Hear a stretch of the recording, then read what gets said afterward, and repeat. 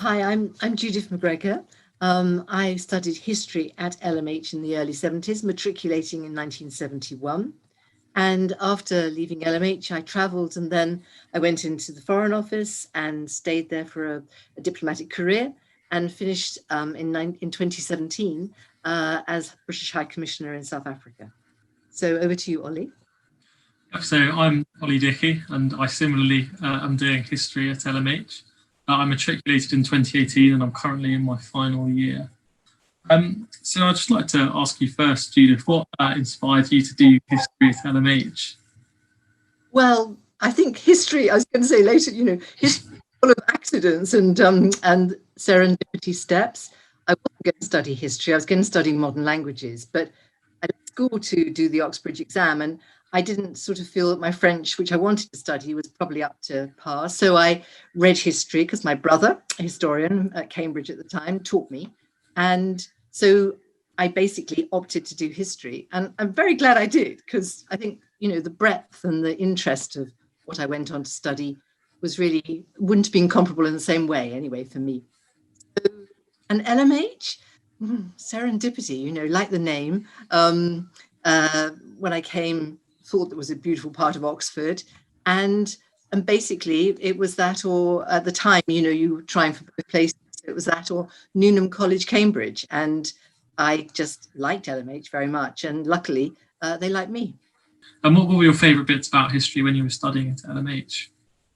Well, I mean, one of the big things that I loved about studying at LMH period was just that, you were with a lot of people who liked studying, who were not sort of, it was cool to study, and really being like that at school. I mean, people who studied were considered sort of swats and sort of antisocial creatures, but here it just, life, social stuff, work, all kind of went together. So I really liked being in my tutorials with one or two other people, and really sort of forming good relationships to study in a very equal sort of way. I think sort of again, somehow previous to that, perhaps because I studied by myself at the Oxbridge exam, study had been a bit solitary. So coming in and having that partnership with people and getting their views and sort of seeing completely different sides of things.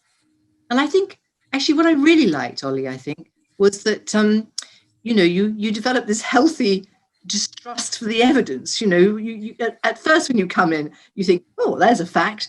And then you realize it isn't the fact at all. It's somebody else's opinion and somebody else's evidence. And the tutors were very keen on, well, what do you think? I sort of thought, God, I don't know what I think. But actually, after a while, I realized they weren't just saying this. They were genuinely wanting me to sort of poke about and really question what I was studying. I mean, it seemed to me afterwards that was almost one of the big takeaways, was that I just wasn't that I didn't believe, and I'm therefore never susceptible to fake news, but it's just that you do sort of realize that you can just look at these things afresh. New evidence is coming in all the time, different interpretations are coming forward, and you have the opportunity to look, in some cases, at the facts for yourself. We all did the venerable Bede to death, but there you are, your first source, you're looking at it, what you make of it's up to you. So I think the self-reliance of your and a bit of trust in your judgment were big things I took away. And otherwise, well, I just loved the fact that even then, and the course wasn't perhaps as diverse as you've got now, 1 minute you could be doing the Dark Ages, the next minute you could be doing a completely different part of the world or another sort of period in history. And I studied 19th century art history, sort of the poetry and the art of 19th century France. And that was fabulous, I mean, and that really did place me very well for enjoying art in the future in a way I'd not thought about. So diversity and, you matter in the study of it. Do you find that too? I mean, turning the tables on you, I mean, what do you like particularly about studying your history course? I'd say it's striking what you say, because I think I really agree with both the things you said. I mean, one, the tutorial system, and tutors still kind of engaging you to discuss, offer your own perspectives on what you're studying and what you're reading, what you're writing, and like you say, effectively you realise that they genuinely do care and they don't want you to regurgitate some book that they've read from cover to cover 100 times anyway. And what you were saying about diversity as well, that's something that's improving all the time as new modes of history seem to be coming into the curriculum.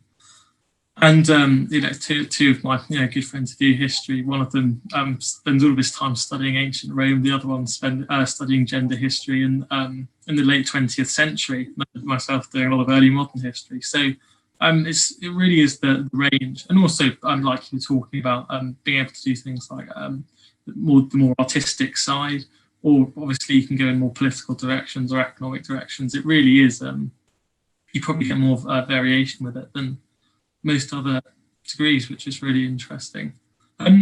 So when you were talking about the skills of historical skepticism and treating evidence, with that kind of with a rigorous mindset and distrusting it, is that something that's helped you going forward into your career? Oh, I think so, very much so. I was going to say in a slightly lighter note that another thing that really was the fact that you had to speed read so many books. Well, I mean, not so many. I expect you speed read many more than I did. But God, we had 3 essays a week, 3 essays every fortnight. So basically, you finish one, you got on with the next. You finish one, you got on with the next. So the speed reading stuff really fast, knowing where to go in these enormous books to get the juice of what you needed out of that, and then speed writing. God, we went through fountain pens like no one's business because. First of all, you wrote it, and then you realised that the tutor wouldn't be able to read it, so you had to rewrite it. And so, but those sound trivial points, but actually, in working in the civil service, or at least in diplomacy, you go to meetings, you need to take the note. I didn't learn shorthand, so I had to always just kind of bumble along very quickly.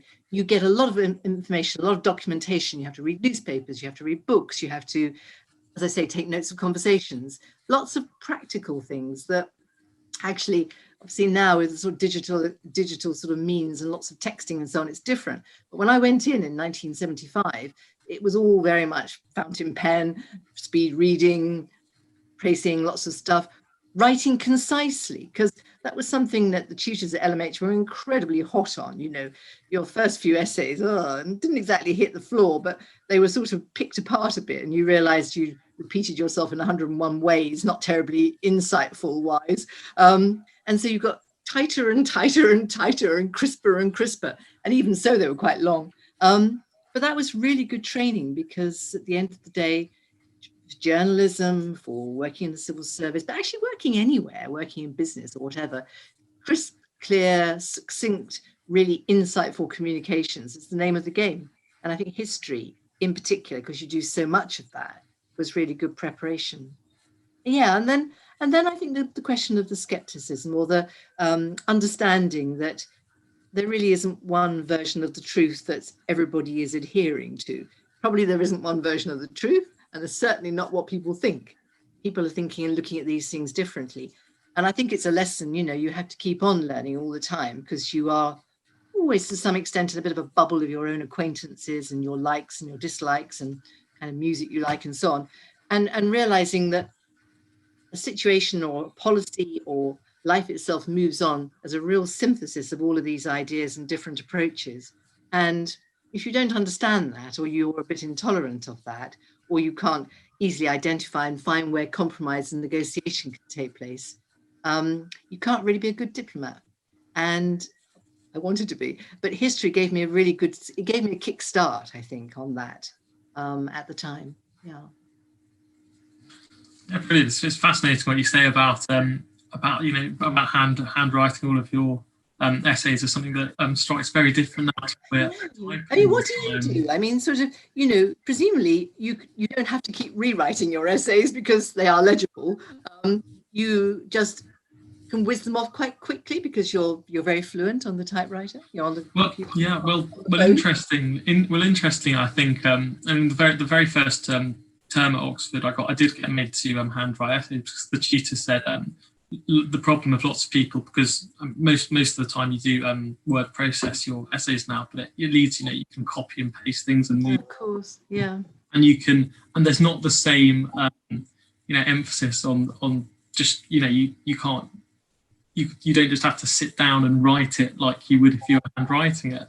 So I think the same things are very perhaps even more relevant, because you've got to stay very disciplined and not the temptation to just start cutting and pasting and doing all sorts of stuff, and then lose the ability to write concisely and write a clear argument, because inevitably that is picked up on by all of your tutors. So in some ways, the technology has changed quite dramatically, but the techniques that they expect you to use are very, very similar.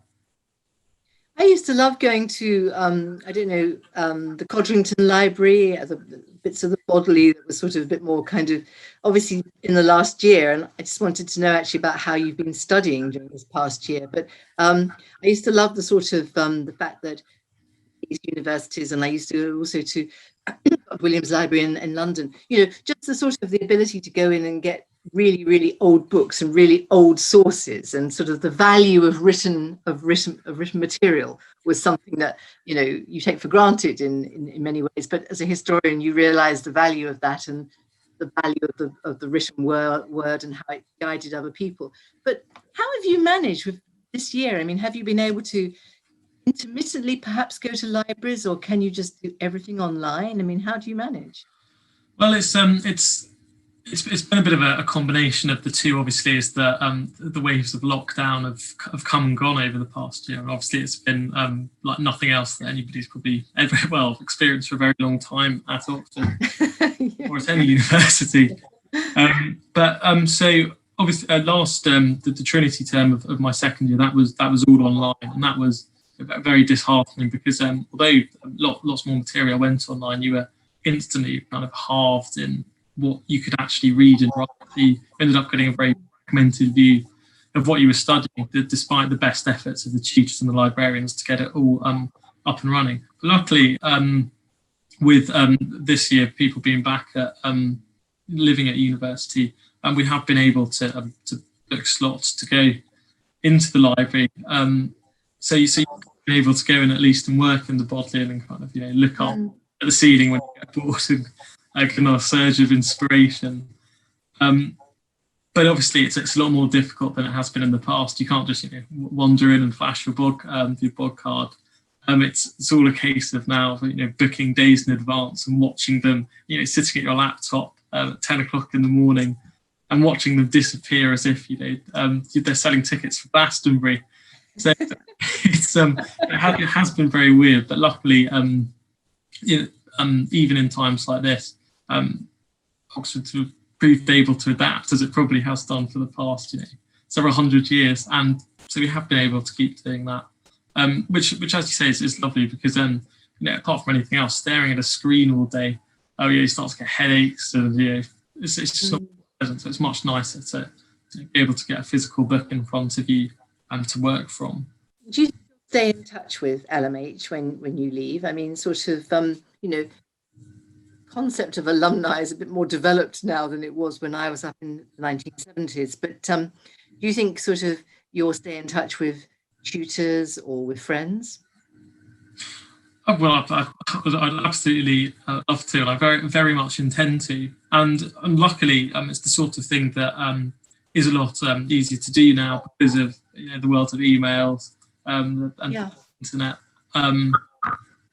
So of course I fully intend to, and I think that it's becoming increasingly easier as well, because colleges and LMH in particular is doing more and more to facilitate that, whether it's through gaudy dinners, or whether it's through inviting past alumni back to speak at different events. Right. And so hopefully it can provide a wealth of connections and friends and experience going forward into my own career. Has LMH and the alumni connections it's offered helped you in your career? Yes and no. I mean, yes, in the sense that they have, but perhaps a bit more latterly than at the beginning. I mean, when I left university, I didn't sort of, I continued to receive the brown book, actually, which, although it sort of was in this very trad format, actually was quite interesting, because you could sort of skip through and see what people were doing. But for ages, I didn't give any news to it. just felt as if I'd moved on from college and from the university. But then I began to meet people who've been at LMH, you know, in different capacities, mathematicians. In fact, inside the diplomatic service, there were two women who I became quite friendly with. Pauline Neville-Jones, who was older than me, but I worked for her. And then Joan Link, who was a colleague of the same sort of age as myself, but she joined earlier. And through that, I began to sort of, you know, just to remember about the sort of college. And I remember sort of working with a great woman, Anna Walker, who was then working in the Department of Trade, but she was dealing with nuclear industry. And we were just in touch for some reason and discovered we were both LMH graduates. And Anna said, you know, I've been asked to come back and talk about working in the civil service. And why don't you come and talk about working in the Foreign Office as well?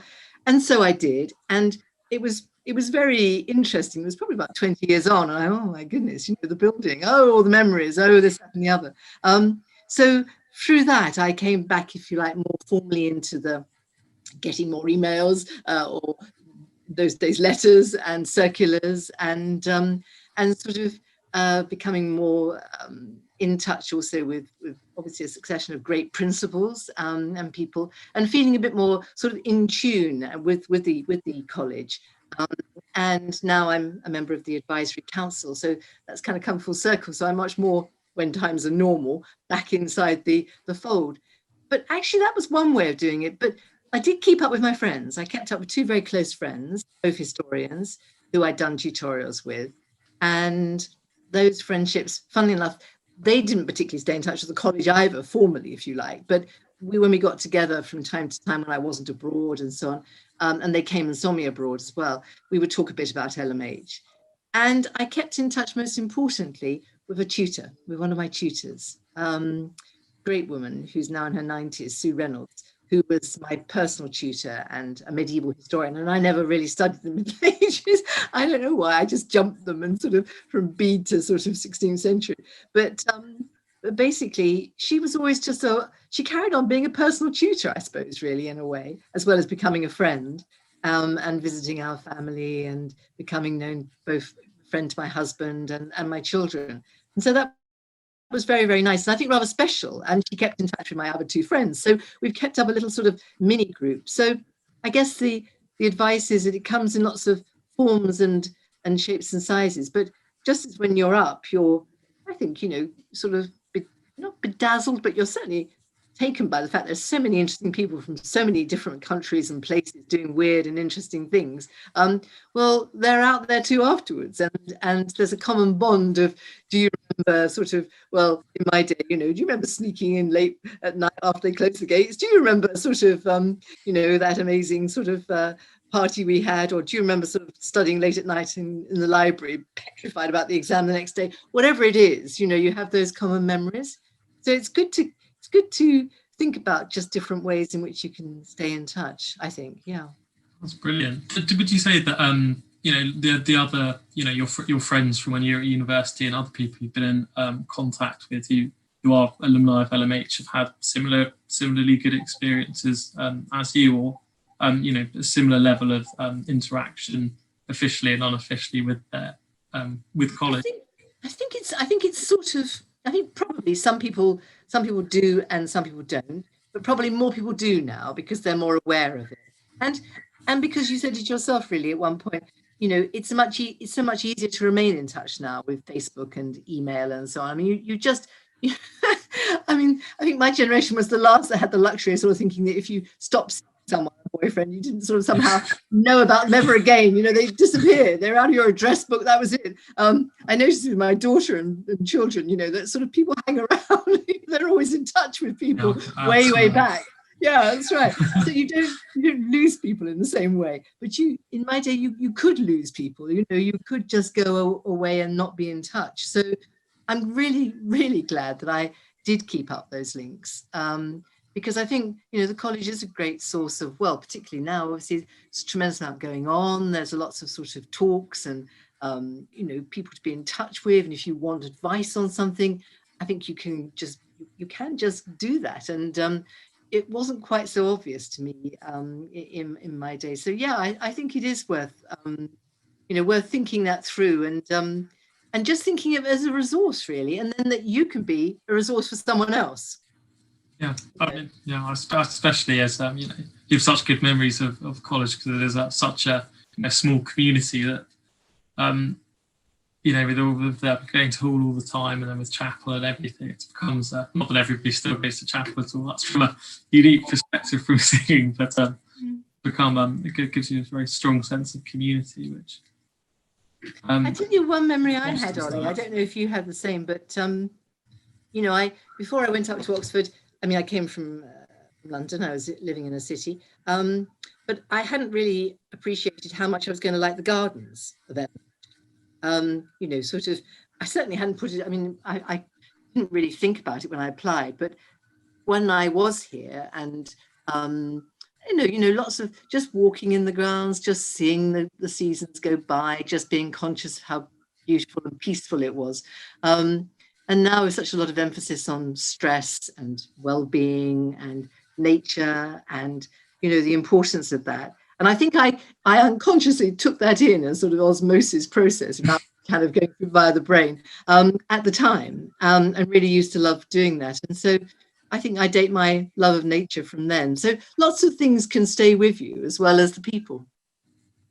Yeah, definitely. Like you say, it's something about being on the edge of being towards the edge of Oxford, is that, you know, they are very expansive, and it's lovely to go out and sit there in the summer when the gardens are in full bloom, and you know, it's infinitely more satisfying than one pristine quad closed in the middle of town. Yes, even though they've got lots of money. Yeah, even though they've got lots of money, I said bitterly.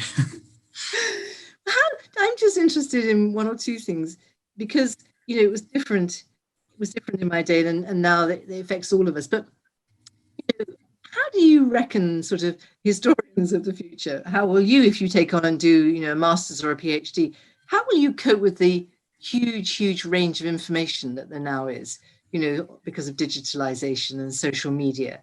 I mean, you know, once upon a time, it was terribly getting excited because archaeology was showing you how the hordes must have gone up this mountain rather than that mountain. And science can help us understand how, you know, the Hun moved around. But sort of now you have just this multitude of big data. And how do you see that? I mean, are you learning at the moment at college about, you know, how to sort of bring that stuff in and different techniques? Well, I suppose it's lots of people probably. I mean, currently I'm obviously focusing on an older period of history. But yeah. I think part of the problem is that I suppose outlining the problems first is that it is all held up in, you know, in the cloud, whatever that may be, to ask someone from computer science, so that it's instantly all there's something that's not very solid to it. So there's the kind of risk. How do you compile all that so that it's not lost? And obviously, like you said, is that the sheer volume of it makes it almost, you know, impossible to analyse that kind of huge,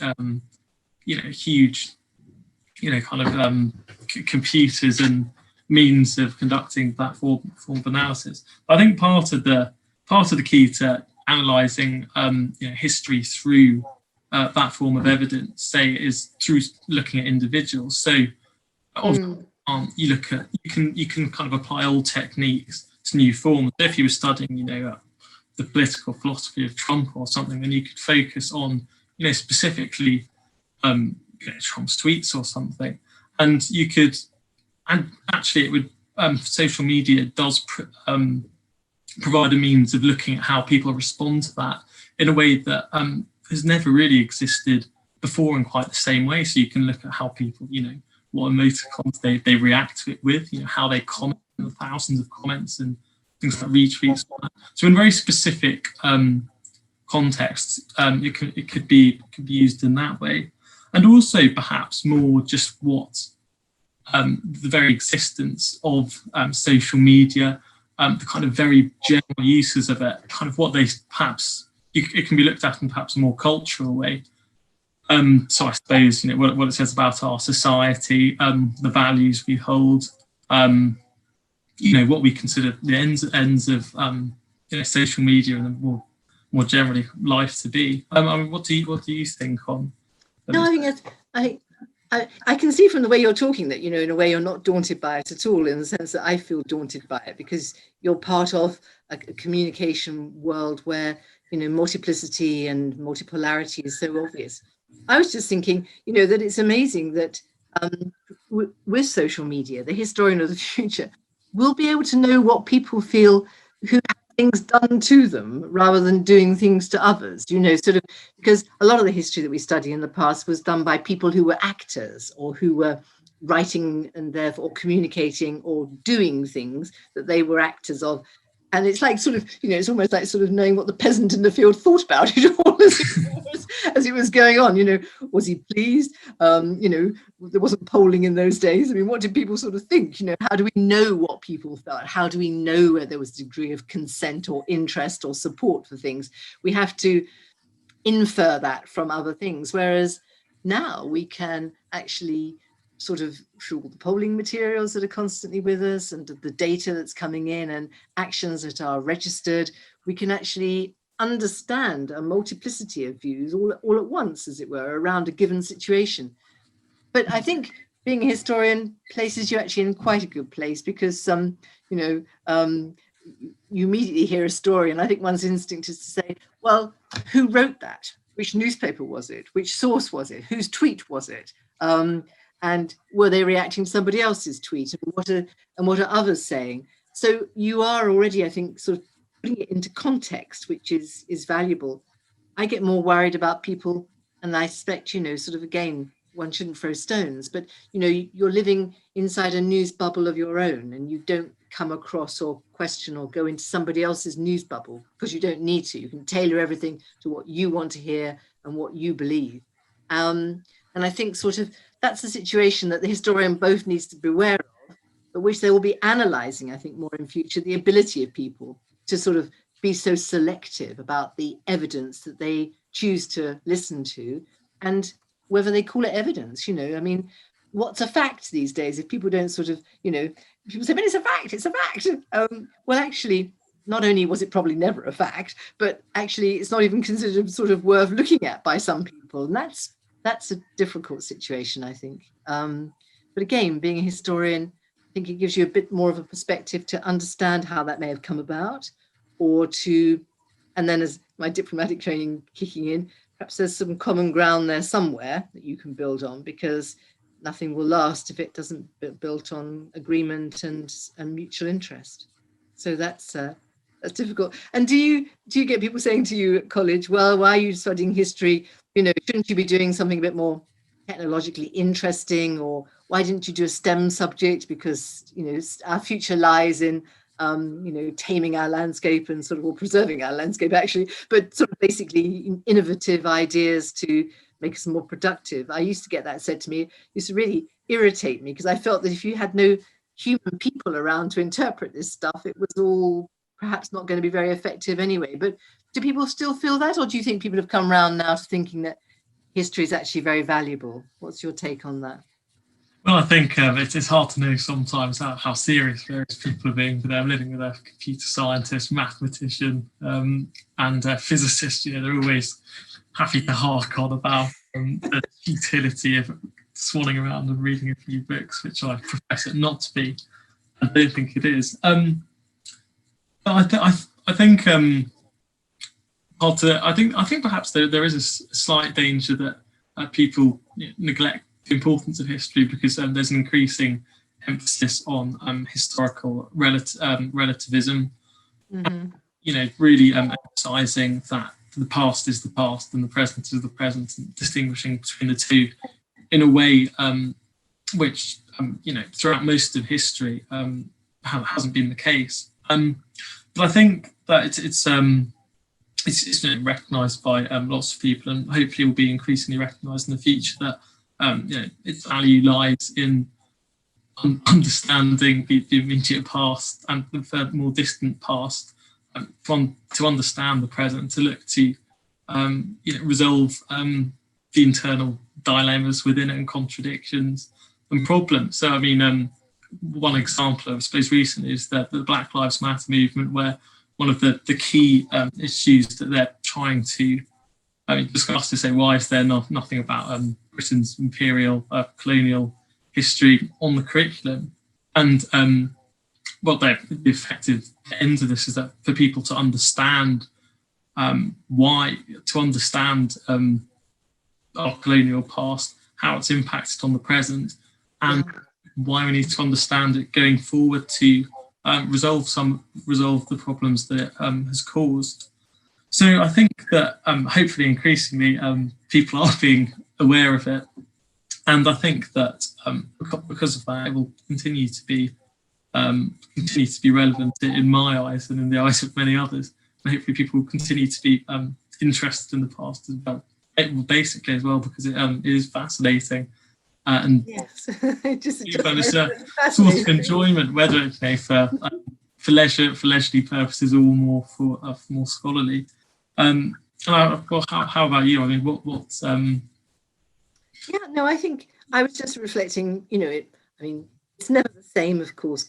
I think it's a really powerful point you make about knowing about what happened in the past to understand the present society around you, and the in very much in the Black Lives Matter thing, the way in which why people came to the UK, what their expectations were, what their links and their feelings and understanding of us were, and us learning to understand about their history as seen through their eyes as well as being seen through our eyes. Really powerful to help us to to live more richly and more tolerantly and more fairly and more equally in the present. So I think that's really true. I was just reflecting on the fact that last summer, we were let out of captivity, and I kept thinking, oh well, sort of I know it's very uncertain, but it doesn't look very likely. It does look as if maybe we'll just be able to kind of keep this now down. And I was reading all about the Spanish flu and the second wave. And then I was also reading about the Black Death and the third wave and the fourth wave. But, somehow it didn't occur to me that the second wave was just round the corner. It's so difficult. But there it is. When you look back and you read and you see how people responded to these things, you realize that sort of some things you never do learn. But on the other hand, going back and sort of seeing how other people did things does just give you more options, really. And it makes you realize that people will react in certain ways. So there's a sort of degree of possibilities there, of predictability, but all the circumstances will be very different. But I think the note to end on is just as you say, it's fascinating, but it's useful. It enriches your life. It certainly gives you options for jobs. I mean, I think if I hadn't done an Oxford history degree, I probably wouldn't have gone into the career I did go into, which was difficult for women at the time, but having an Oxford degree was good, and a history degree was considered good. So it gave me the chance. I hope with your own thoughts and choices ahead that, and I think they will. I think people will think this is just someone who's been, who's got a lot of knowledge, but also an understanding of how people and societies and values tick. And I think in a helpful sort of way, post-pandemic, people are a bit more aware of all that stuff now. So I hope that helps you in your next stage and whatever job you're going to do. But, it's been a real pleasure having a further conversation with you today. So good luck with all your plans. Yes, thank you very much. It was lovely to speak to you. And hopefully, history could show us that we will get through the pandemic. Yes, we will. That's right. We'll be able to go to the pub again before too long. That's right.